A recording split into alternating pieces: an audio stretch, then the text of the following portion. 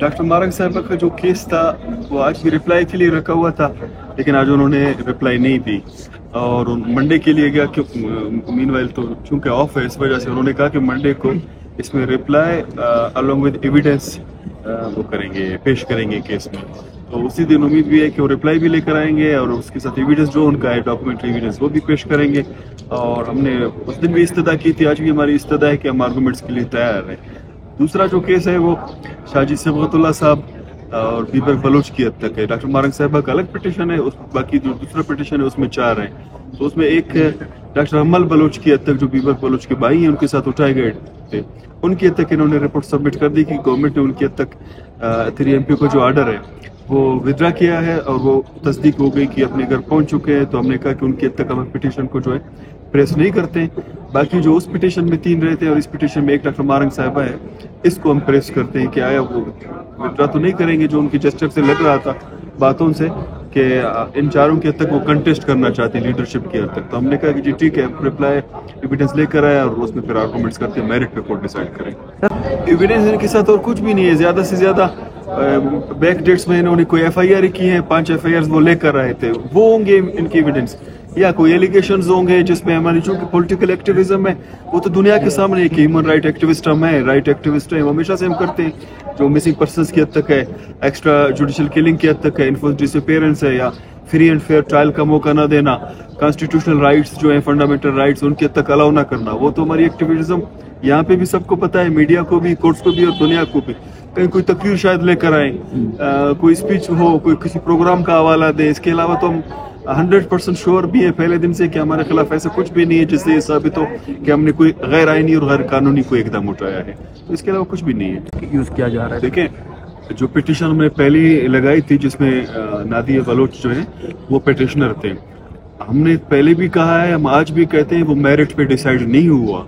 Court को उसको merit पे डिसाइड करना चाहिए था, उसके मेरिट्स और डीमेरिट्स, लीगल एस्पेक्ट्स देखने चाहिए थे, वो उन्होंने नहीं देखा, रिमांड कर दिया। चलो उस पर फैसला आ गया, उस फैसले को लेकर हम सेकेंड राउंड में आए।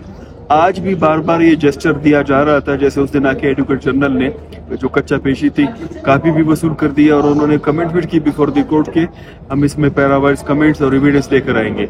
एक case same merit same facts पे पहले भी चल चुका है, में दोबारा आ जाए तो उसमें किसी रॉकेट साइंस की जरूरत नहीं है कि एविडेंस जो कलेक्ट नहीं हो रहे हैं मजीद आपको टाइम करना चाहिए।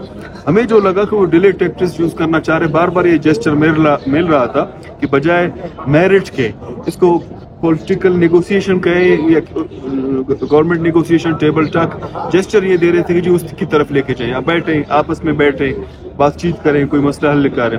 बातचीत के लिए BYC के जो साथी है जिनसे मैं मिला हूँ, रिप्रेजेंट किया हमने, उन्होंने कभी नहीं कहा कि हम बातचीत नहीं करते या टेबल टॉक नहीं करते या नेगोशिएशन नहीं करते। पॉलिटिक्स में होती ही नेगोशिएशन और टेबल टॉक है, आइन और कानून के दायरे में और पॉलिटिकल दायरे में। उस पर गन पॉइंट पे शर्तें नहीं मनवाई जाती, आके दोनों तरफ एक दूसरे को सुन लेते हैं, कोई एक कदम आगे आता है तो 2 कदम पीछे चला जाता है, लोगों को खासकर मफादात को मद्देनजर रखते हुए। ये तो हमने शुरू से ही कहा है कि आज आना है, बैठना है, कोई रिलायबल अगर लोगों जिनके पास अथॉरिटीज वहाँ के बैठ जाए, लीडरशिप ने कभी इनकार नहीं किया मिलने से या बातचीत करने से। लेकिन कोर्ट जब हम आते हैं वहाँ पे फिर आइन और कानून को फॉलो किया जाए, उस बुनियाद पे मेरिट्स को मद्देनजर रखकर फैसले किए जाए तो ये सबके लिए बेहतर होता है। वरना इससे ये होता है कि लोग कोर्ट से आइन से मायूस हो जाते हैं। मतलब पॉजिटिवली ही आए हैं यहाँ पे कि हमें रिलीफ मिलेगा, जो हमारे आइनी और कानूनी राइट्स तलब किए गए हैं। कोर्ट जो है वो custodian of the constitutional rights होता है, इनके पास दायरा इख्तियार होता है आर्टिकल 199 के तहत, वो हमें मिलने चाहिए। पहले भी हम इसीलिए आए हैं, जब हम केस फाइल करते हैं दरवाजा खटखटाते हैं इस बुनियाद पर कि हमें इंसाफ मिले और यहाँ से ही इंसाफ मिले। ये फिर उनको देखना चाहिए कि लोग जब आपके पास आते हैं, अपना गम लेकर आपके पास सामने पेश होते हैं, तो आपके जो अपने दायरा अख्तियार हैं उनको इस्तेमाल करें। अगर आप इस्तेमाल नहीं करते हैं तो जुडिशरी का जो सिस्टम है उससे लोग मुतनफ़र हो जाते हैं, उससे लोग दूर हो जाते हैं, मुख्तलिफ किस्म की बातें होती है।